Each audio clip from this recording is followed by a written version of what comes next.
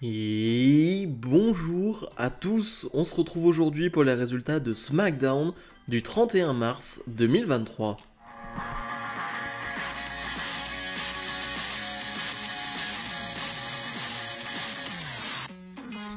Comme d'habitude, on n'oublie pas de mettre le pouce vers le haut et de s'abonner. On est à Los Angeles, la ville de WrestleMania, et surtout on est devant 15 000 personnes. Et oui, parce que certes, on accueille ce SmackDown, mais surtout, juste après, c'est le Hall of Fame. Je ne l'ai pas encore vu, bien évidemment, je le regarde juste après SmackDown. Mais donc il y a 15 000 personnes et on peut s'attendre à une ambiance de dingue. Mais on va en reparler. Les Usos sont présents sur le ring, mais ils vont pas avoir le temps de dire grand chose parce que Sami Zayn et Kevin Owens vont arriver.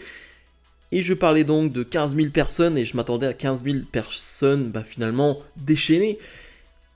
Et il va y avoir aucune ambiance sur ce segment. Le public ne réagit pas. J'ai l'impression que c'est vide. Franchement, s'il y avait 10 personnes dans la salle, je pense que ça aurait fait le même bruit, le même son.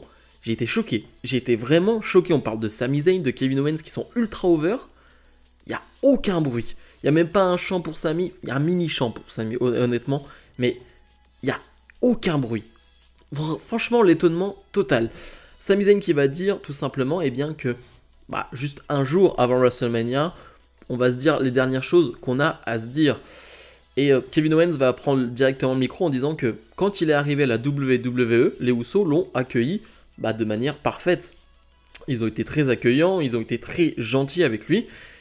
Et finalement, il y a tout ce truc avec la Bloodline qui ont fait que Kevin Owens a dû se battre finalement dans son métier qui est être lutteur, catcheur. Et ça a été compliqué pour lui de vivre comme ça, H24 avec la Bloodline sur le dos. Et donc il comprend pas ce changement d'attitude.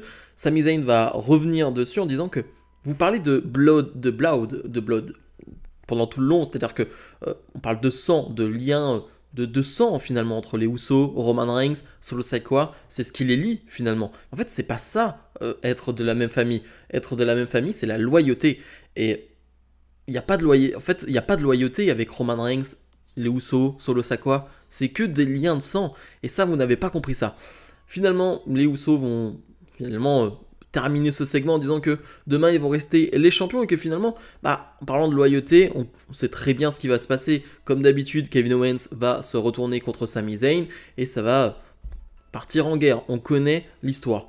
Le segment est correct en termes de promo, mais encore une fois, quand tu as un public qui ne réagit pas, qui dit à la fin juste des watts aux Usos, c'est bizarre. J'ai trouvé ça hyper bizarre. On enchaîne avec un match à 4 où on retrouve Chad Gable, Ricochet, on a Montez-Ford et on a Eric. Donc finalement, chaque membre d'une équipe qui va s'affronter lors de WrestleMania. Je trouve ça intéressant sur le papier. Et c'était vraiment très bon, c'est un match qui va durer 8-9 minutes, mais c'est vraiment très très bon, le public va enfin se réveiller. Alors c'est pas extraordinaire, le public ne s'enflamme pas beaucoup. J'imagine que c'est un public un peu casual, j'imagine que c'est un public spécial Hall of Fame, donc c'est pas un public habituel. Donc voilà, mais voilà, il y a quand même une petite ambiance et heureusement, parce que quand t'as les enchaînements entre Gable, Montez-Ford et Ricochet, il y a de quoi s'enflammer quand même, il y a de quoi s'exciter un tout petit peu. C'est un bon match, c'est un vrai bon match et franchement, il y aurait eu 2-3 minutes de plus, j'aurais bien aimé aussi, parce que c'était vraiment bon et je me lasse pas de voir Ricochet, de voir Gable, qui sont souvent sur le ring en ce moment ensemble, combiner, avoir des enchaînements, même avec un Montez-Ford qui voltige de partout, c'est hyper plaisant. Vraiment, c'est un match hyper plaisant. C'est donc Ricochet qui va faire le tombé gagnant sur Gable, ce qui fait que clairement, on va s'attendre à ce que Ricochet et Strowman ne gagnent pas ce match. C'était pas mon pronostic, donc tant mieux, mais voilà, tu donnes la victoire à Ricochet en solo de cette manière-là, ce qui fait que je vois pas du tout Strowman et Ricochet l'emporter à WrestleMania. On passe à la Battle Royale, André le Géant. Alors cette Battle Royale qui, de base, est à WrestleMania, s'est retrouvée vite du côté de SmackDown et j'ai envie de dire, c'est plutôt logique, c'est pas hyper passionnant. L'idée est vraiment très bonne de rendre hommage à André le Géant de cette manière-là, avec ce trophée que stylé. Après, dans la réalisation, c'est une Battle Royale, donc il n'y a pas grand chose d'excitant.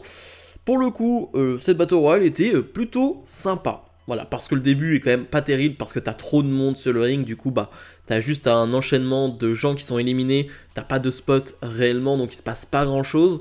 Alors, à noter, allez, c'est un peu marrant, t'as quand même Dexter Lumis pendant 2-3 minutes qui ne bouge pas sur le ring, qui est bloqué dans son coin et qui observe.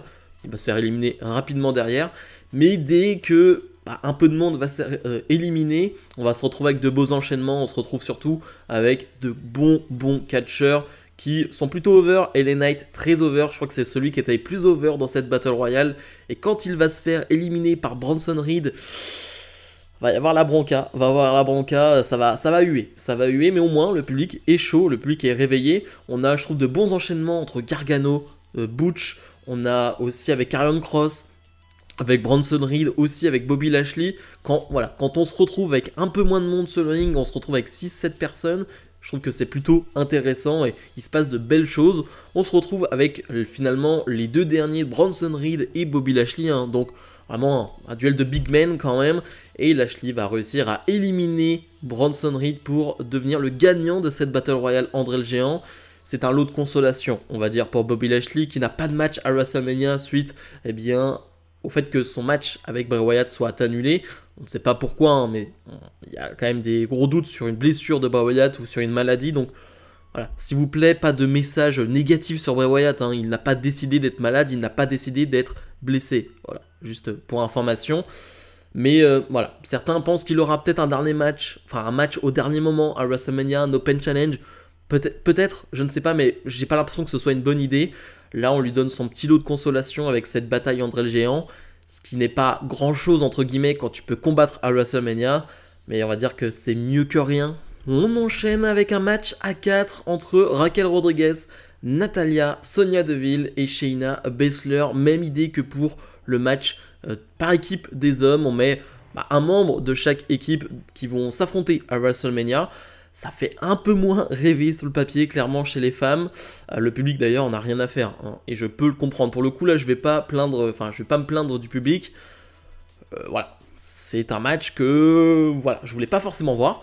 Mais c'est un match qui va pas durer longtemps. Ça dure 2-3 minutes. Et honnêtement, sur les 2-3 minutes, on va dire, c'est honnête. C'est honnête. Il y a 2-3 bons enchaînements entre Natalya et Raquel. Bon, je vais pas en parler plus parce que ça dure très peu de temps. Mais Raquel va remporter ce match.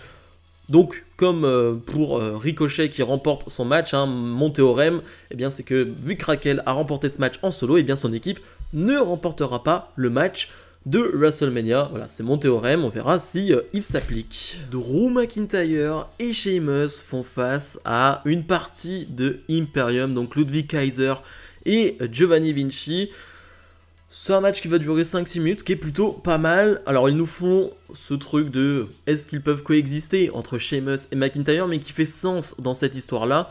Souvent c'est quelque chose que je reproche, mais entre Sheamus et McIntyre, c'est plutôt logique. Les deux ont été amis, les deux ont vraiment été proches, et donc les mettre en équipe, c'est plutôt malin, et ça fonctionne dans l'histoire qui nous est racontée depuis des semaines maintenant, donc j'ai aucun problème avec ça.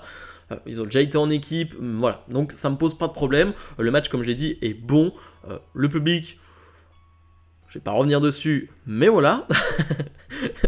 Mais voilà, j'ai pas grand chose d'autre à dire sur ce combat. Je trouve que l'enchaînement final est cool avec le Brogue Kick et le Claymore. Le Claymore, d'ailleurs, je sais pas c'est qui le vend de cette manière-là, mais il va faire presque un salto sur le Claymore, enfin c'est impressionnant, je sais pas si c'est Kaiser ou Giovanni Vinci, je l'ai plus en tête, mais voilà, en tout cas Sheamus et McIntyre vont remporter ce match, et c'est logique, voilà, à 2 jours de WrestleMania, je sais plus si eux ils sont en nuit 1 ou nuit 2, je sais plus d'ailleurs, peut-être en nuit 2, et c'est plutôt logique, ils sont en nuit 2 je pense, mais c'est plutôt logique de les faire gagner de cette manière-là face à Imperium, en tout cas voilà, McIntyre, Sheamus et Gunther dans le même match, c'est clairement l'un des matchs que j'attends le plus de ce week-end. Et le segment Main Event, Cody Rhodes est sur le ring, et Cody Rhodes va être finalement l'un des seuls dans cette soirée à réveiller ce public de Los Angeles. J'en rigole parce que vraiment je m'attendais pas à ça du tout.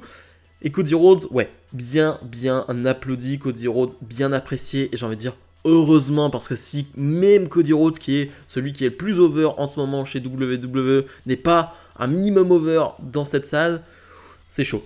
Et Cody Rhodes va nous dire qu'il s'est préparé au mieux, qu'il n'a jamais été aussi préparé finalement pour un match dans sa carrière.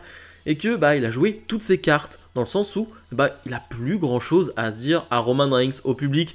Honnêtement, il pourrait parler de tout et de rien parce que il a déjà tout dit et que bah maintenant il n'y a qu'une chose à faire, eh bien c'est combattre, c'est l'affrontement avec Roman Reigns. Et d'ailleurs, je crois que, enfin c'est même pas je crois, mais c'est le seul tacle que va donner Cody Rhodes à Roman Reigns.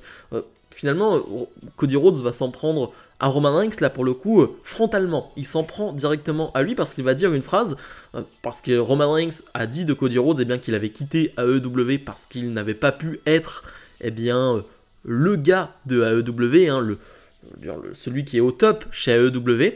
Et donc il était revenu chez WWE et Cody Rhodes va dire mais c'est marrant venant d'un gars qui est pêché depuis 10 ans pour être finalement cette superstar là, la WWE a mis des millions sur lui et finalement à la 8e année il arrive à être au top et le gars arrive à me dire ça. Je trouve ça génial parce que c'est totalement vrai, hein. Roman Reigns s'est pêché depuis 10 ans et finalement ça fait que depuis 3 ans qu'on se dit ok ça vaut le coup.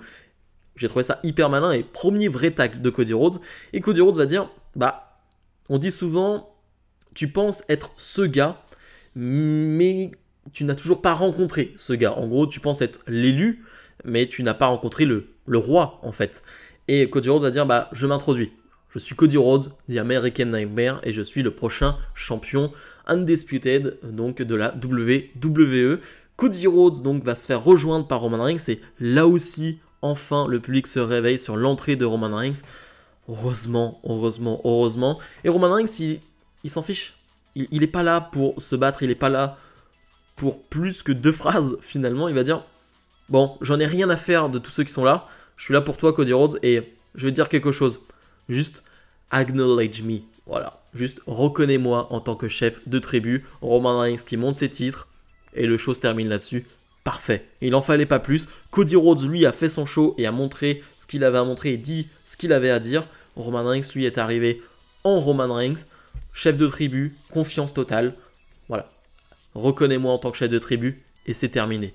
Très bien terminé là-dessus. Je voulais pas de physicalité, je veux pas de physicalité entre les deux. Moi, je veux que le premier coup, et ça sera le cas, le premier coup qui sera porté entre les deux sera à WrestleMania. Et c'est très rare pour le coup, hein. Vraiment, ce genre de match où il n'y a jamais eu de coup entre les deux, c'est hyper rare et je trouve que c'est vraiment une très bonne idée. Bilan de ce SmackDown, alors c'est très dur à le noter et je vais pas le noter clairement parce que je l'ai dit pendant tout le long du show, mais le public en avait rien à faire, ou presque, et le public était là pour la cérémonie du Hall of Fame, clairement, donc voilà.